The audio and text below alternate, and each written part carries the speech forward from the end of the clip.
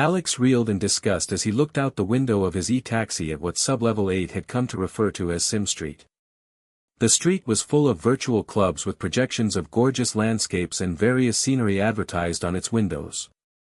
Simulated reality chambers lined the sidewalks like vending machines with signs like, "Experience the 7 wonders of the world here for the low price of $50, and wonder what having a family is like. Step in now to find out." The lack of seeing the outside world for the past few years had opened up a market for simulated experiences of what life was like before the bombs dropped. America had been secretly building deep subterranean cities since the first threat of the atomic bomb, and on April 6, 2117 they proved their use when Russia launched the first-ever nuclear strike on the United States. This of course set off multiple retaliations worldwide, simultaneously starting and ending WWI overnight.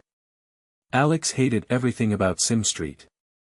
He knew the realism these places were supposedly capable of achieving would just make his grief for the outside world even worse. Sadly, it was the only spot he could find a job listing within a relatively close distance of his dormitory. The place he was looking for was called the Mile High Club. Ironically enough, they weren't even one of the more intimate clubs. He just knew it was a dance club of sorts that was looking for a new doorman.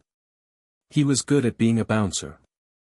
School was never his strong suit, but he took care of himself fairly well physically and was good at diffusing situations with a glare.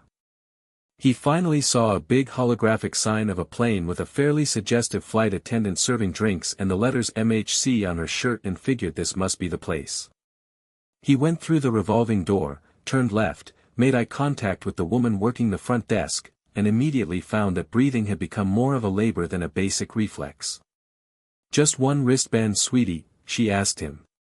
Her southern accent was honey to the ears. "She thinks you're here to go dancing, stupid, say something," he thought to himself after realizing he had been staring. I'm here for an interview. My name is Alex Waller." She clicked her mouse a few times. "Okay honey, just head down there and it's the second door on the right," she said as she smiled and pointed down the hall behind her. "Thanks, Alex stumbled. She giggled. "Kyra. Well, did you knock him dead?" Kyra asked as Alex walked back into the lobby area. His heart sank. "Honestly, I don't think so.